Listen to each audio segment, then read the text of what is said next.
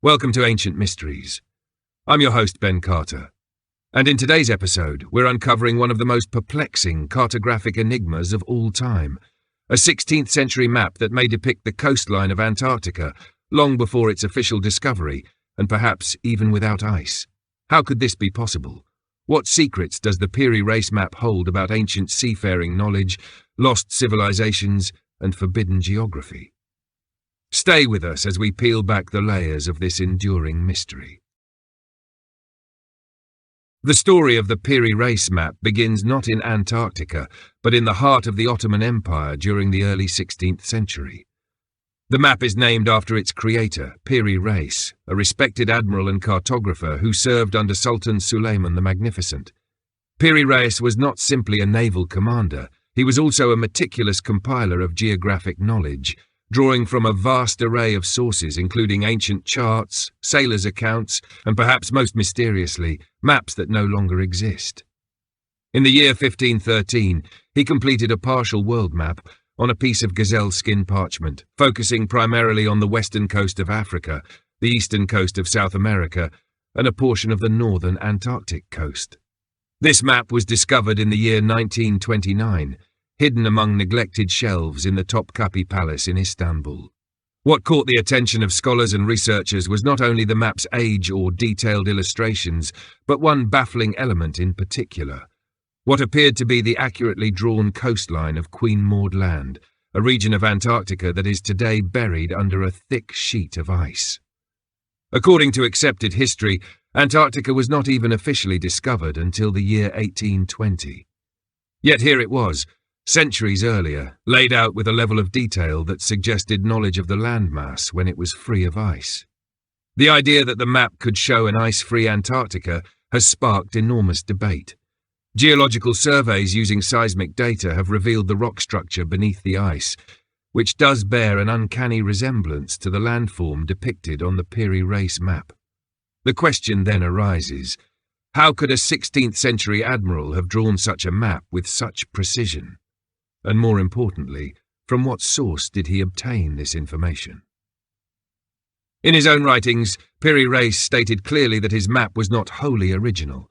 He compiled it using a collection of maps that included some dating back to the time of Alexander the Great. He specifically referenced 20 maps and charts, including 8 from the early Portuguese explorers, 4 from Indian sources, and even 1 from Christopher Columbus himself. But it is the mention of ancient maps, those lost to history, that fuels speculation about a forgotten cartographic legacy, one that may have been handed down across generations, possibly originating in a civilization with a far more advanced understanding of global geography than we credit any known culture of the time. The presence of mythical creatures and ships drawn on the map aligns with the decorative style of medieval and early Renaissance cartography.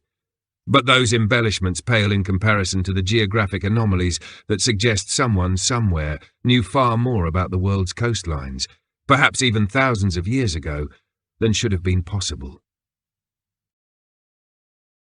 The true mystery of the Piri Reis map centers on the segment that appears to depict the northern coastline of Antarctica beneath the ice.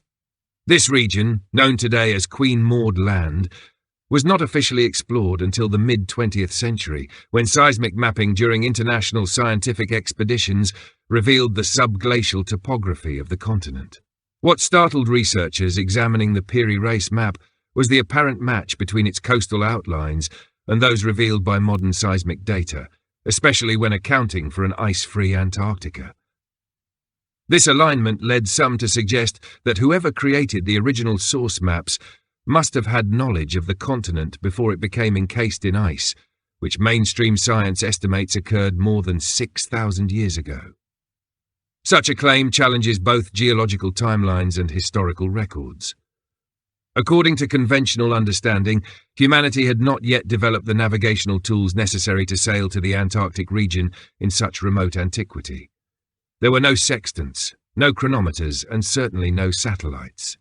Yet the cartographic precision of the Piri Reis map implies a knowledge of longitudinal measurement that would have required sophisticated technology or observation techniques not known to have existed in the 16th century, or long before it. Even more intriguing is the orientation and scale of the Antarctic portion of the map. Modern projections have revealed that when the map is rotated and adjusted to correct for distortion, common in early cartographic efforts, the coastlines align with uncanny precision to the landmass beneath Antarctica's ice. Scholars such as Charles Hapgood, who authored Maps of the Ancient Sea Kings, propose that the Piri Reis Map may be based on even more ancient charts, produced by an unknown seafaring civilization capable of global navigation. Hapgood suggested that this civilization could have mapped the Earth's coastlines long before the rise of known cultures, such as Egypt, Sumer, or Greece. Hapgood's theory gained temporary traction during the mid-20th century, even capturing the attention of physicist Albert Einstein, who wrote a foreword for one of Hapgood's works. While Einstein stopped short of endorsing the idea of lost civilizations, he acknowledged that the evidence presented raised significant questions about human prehistory. For Hapgood, the implications were profound. If the Piri Reis Map is indeed based on source material from an ancient advanced culture, then much of what we understand about human development may need to be re-evaluated. But skeptics argue that the map's resemblance to Antarctica is coincidental or a misinterpretation. They point out discrepancies in the placement of land masses and emphasize that early maps often featured speculative coastlines. Yet the precise placement of South America's eastern coast and the accurate relation between Africa and South America suggest a level of understanding that is difficult to dismiss outright. The possibility remains that this map, and the sources behind it, preserve a fragment of a forgotten global knowledge, long buried beneath the sands of time and the ice of Antarctica. Beyond its mysterious Antarctic coastline, the Piri Reis Map offers further clues hidden within its annotations. Piri Reis himself left written notes along the edges of the parchment, detailing the origins of the source maps and commenting on the lands depicted. One of the most striking aspects is his mention of maps dating back to the time of Alexander the Great, which he claimed had been passed down through generations and preserved by mariners and scholars. This claim alone raises profound questions. If true, it suggests a chain of cartographic knowledge reaching back to ancient antiquity, knowledge that may have survived in secret archives, hidden libraries, or through oral tradition before reaching the hands of Renaissance explorers. These annotations are not simply decorative. They suggest that Piri Reis was working with materials whose origins he did not fully understand. He described strange coastlines, unfamiliar islands, and uncharted territories with a tone of reverence and mystery. In some cases, he even acknowledged that certain features had been copied exactly from previous charts without knowing their true significance. This admission implies a map that was more compilation than creation, a mosaic of knowledge that had survived, fragmentary and unexplained, from a distant past. Among the puzzling features of the map is the level of detail in the South American coastline. Rivers are depicted with remarkable accuracy, and mountain ranges align closely with known geographies. Yet this was drawn at a time when much of the continent had not yet been explored by Europeans. How could a 16th-century admiral possess such specific information? Mainstream historians suggest that Piri Reis may have had access to lost Portuguese charts brought back from early voyages. But this explanation does not account for the consistency between the map and features only confirmed centuries later. The possibility that this map represents a glimpse into a much older world, a snapshot of Earth as it once appeared, is difficult to ignore. If the Piri Reis Map indeed reflects a pre-glacial Antarctica, then its source material must be not hundreds, but thousands of years old. And if it draws upon knowledge that predates the last ice age, then we are forced to consider whether humanity's timeline is far longer and more complex than currently accepted. The notion of ancient global navigation has long been dismissed as pseudoscience, yet there are recurring anomalies that defy easy categorization. The Piri Reis Map is not alone. Other maps from the same era, including the Orontius-Phineas Map and the Buach Map, also appear to show southern polar regions without ice. These overlapping examples strengthen the case that such knowledge was not isolated, but part of a broader, now lost understanding of Earth's geography. Was there once a civilization capable of circumnavigating the globe long before the age of exploration? And if so, what became of them and their knowledge? The Piri Reis Map may be one of the few surviving clues to a forgotten chapter in human history, preserved not in stone or ruin, but in ink on a scrap of parchment. Mainstream scholars have approached the Piri Reis Map with caution, offering more conservative explanations for its apparent anomalies. They argue that the resemblance to Antarctica is overstated, and the map's features have been misinterpreted through the lens of modern expectations. According to this view, the southern landmass on the map is not Antarctica at all, but an exaggerated extension of South America, or a stylized artistic representation common in 16th-century cartography. This interpretation is supported by the fact that early maps often included speculative geography, blending known territories with imagined lands at the edges of the known world. Historians point to the techniques available to cartographers of the time. Mapping relied heavily on dead reckoning, visual observation, and limited celestial navigation. The concept of longitude, crucial for accurate east-west placement, was not reliably measurable until the invention of the marine chronometer in the 18th century. Therefore, any apparent precision in maps like that of Piri Reis is often attributed to chance alignments or artistic license, rather than evidence of ancient technological sophistication. Academic voices such as Gregory Mackintosh, who conducted extensive analysis of early world maps, contend that the Piri Reis Map fits comfortably within the scope of 16th-century geographical understanding.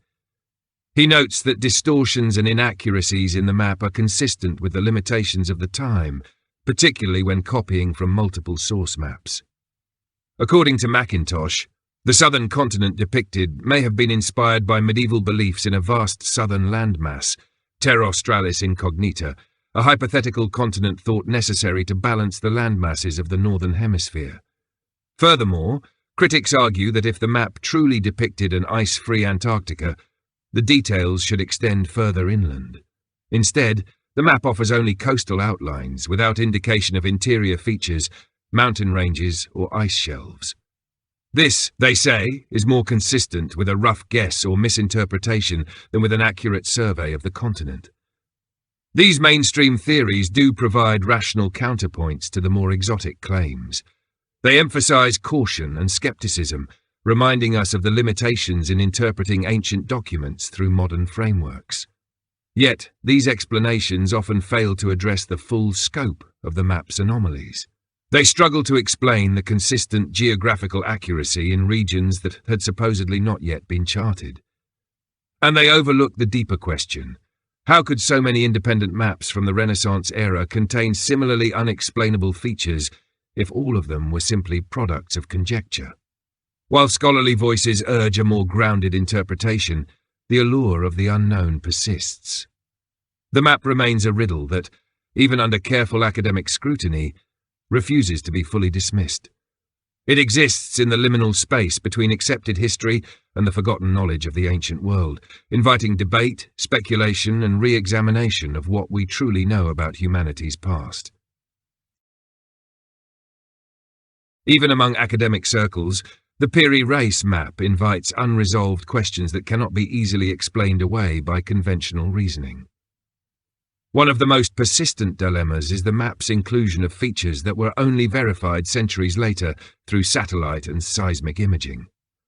While mainstream scholars dismiss the Antarctic connection, the correlation between the map's coastal outlines and the subglacial contours of Queen Maud Land continues to provoke debate. If this resemblance is more than coincidence, then the implications extend far beyond simple cartographic curiosity. They touch on the very timeline of civilization itself. What makes this question more pressing is Piri Reis's own admission that he relied on ancient sources.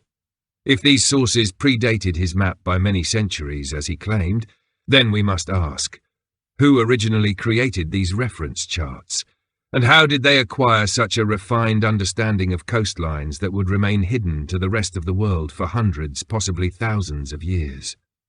These questions have yet to be resolved by traditional historical frameworks. Instead, they open the door to a broader field of inquiry that considers the possibility of knowledge preserved from an earlier era, one that predates even the oldest recognized civilizations. This brings us to the inconsistencies found in the traditional narrative of human progress. According to mainstream archaeology, complex civilizations began appearing around 5,000 years ago, with Sumer, Egypt, and the Indus Valley forming the earliest known urban societies. Before that, humanity is believed to have lived primarily in small, tribal groups with no large-scale architecture, navigation, or written knowledge. And yet, the implications of the Piri Reis Map suggest otherwise.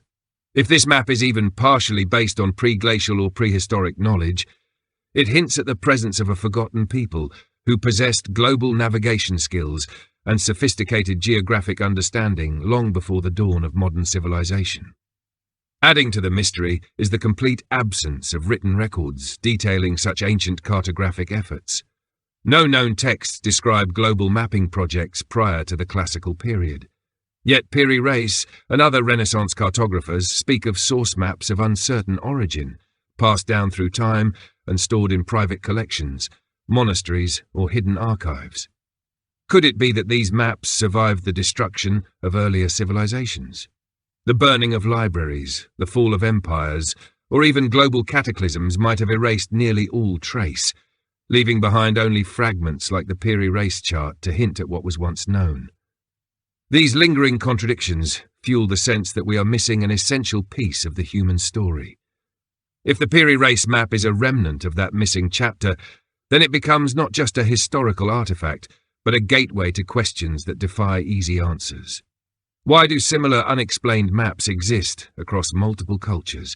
Who preserved this knowledge through centuries of upheaval? And why does the traditional academic community remain hesitant to fully confront these anomalies?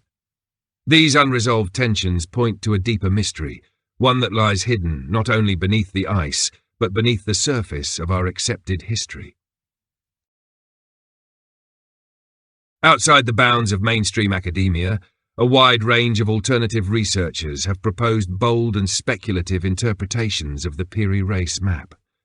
These ideas, though controversial, offer intriguing frameworks for understanding how such detailed geographic knowledge could have found its way into a 16th-century Ottoman chart. Among the most widely discussed is the theory that the map is a surviving fragment of a lost global civilization, one capable of sea travel, cartography, and possibly even aerial observation. According to this line of thinking, the map is not an anomaly, but evidence of an advanced culture that existed long before the known rise of human civilization. Proponents of this theory often point to the recurring motif of cataclysm in ancient mythology. Texts from Sumer, Egypt, India, and Mesoamerica all speak of a time before a great flood, when knowledge was abundant and gods walked among men. Some interpret these stories as symbolic recollections of real events, perhaps even global disasters that wiped out technologically advanced societies. If such civilizations once existed, their survivors may have preserved fragments of knowledge, including detailed world maps, passing them down through isolated traditions or secret orders over millennia. This leads to even more radical ideas, including those drawn from the ancient astronaut hypothesis.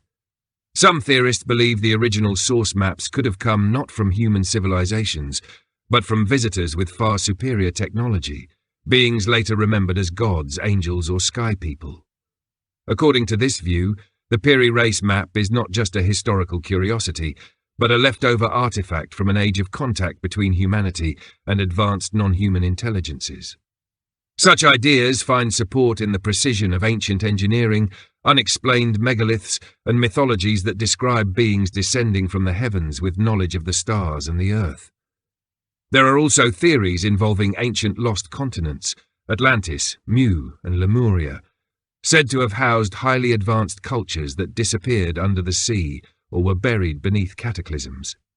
Advocates of this perspective argue that if such a continent had once existed in the southern hemisphere, it could explain the appearance of Antarctic-like coastlines on the Piri Reis Map.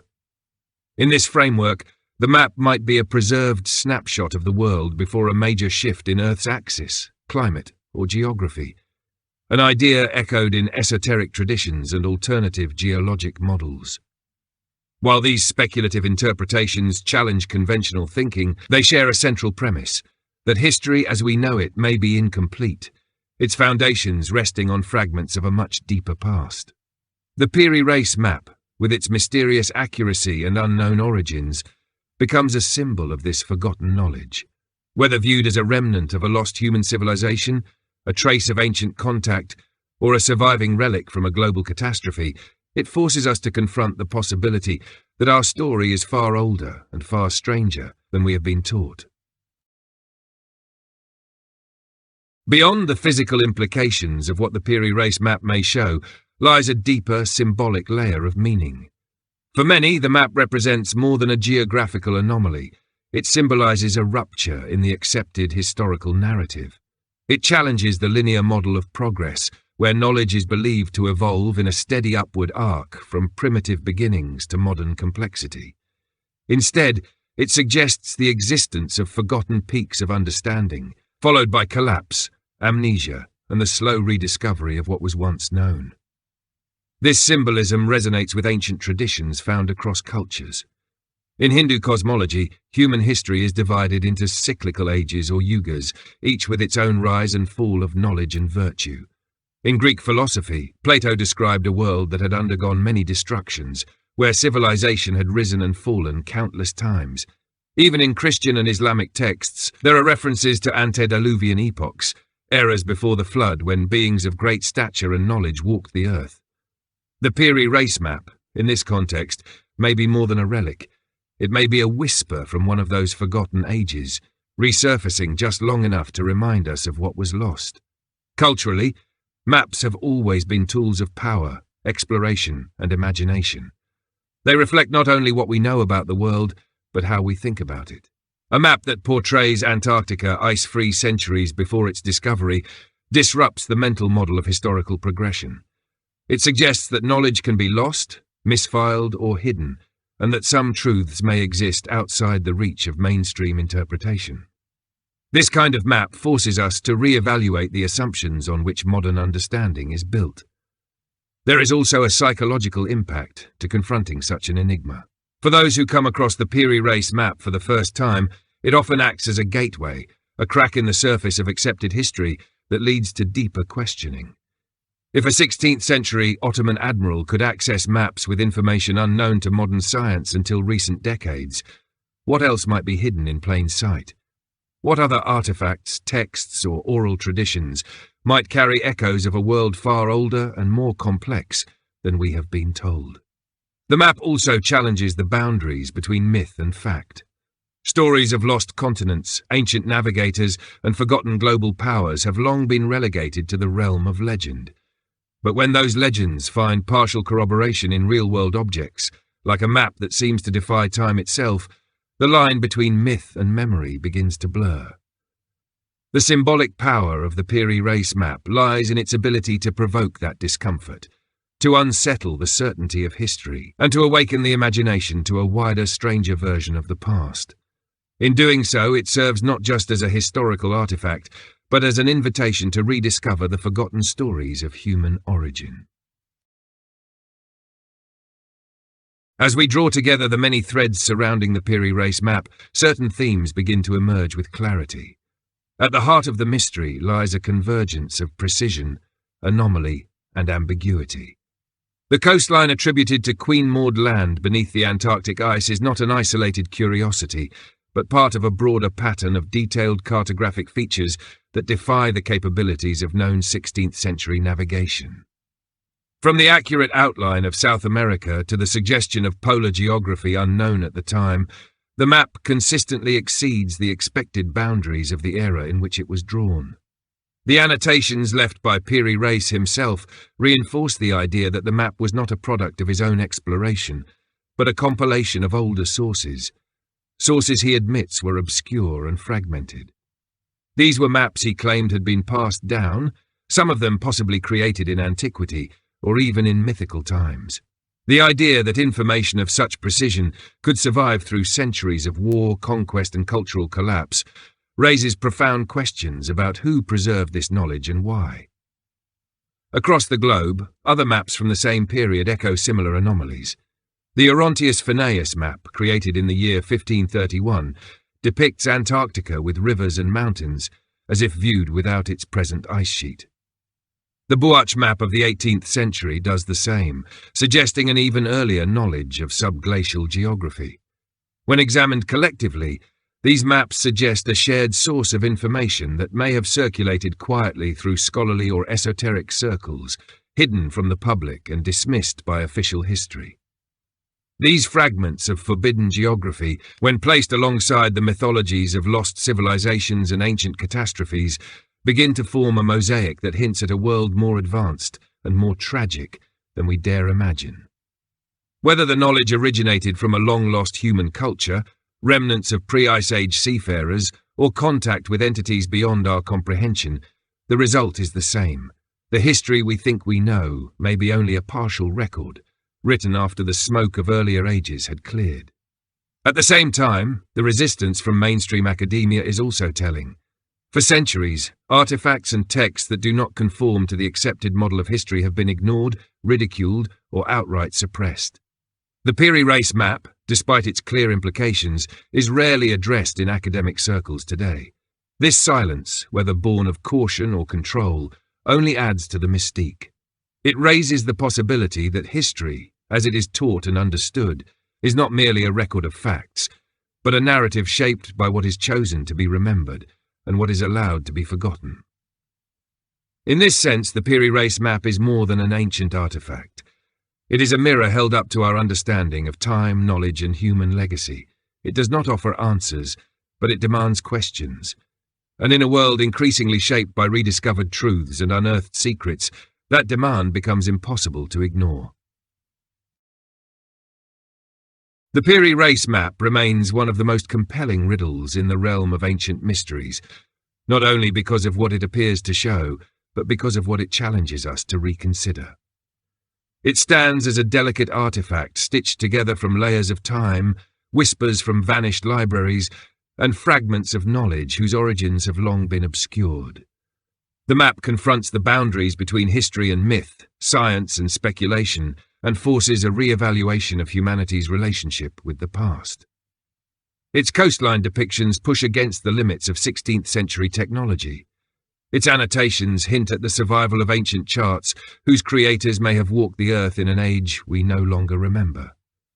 Whether the source was an advanced pre-Ice Age civilization, a hidden global maritime culture, or something far more difficult to explain, the implications are immense.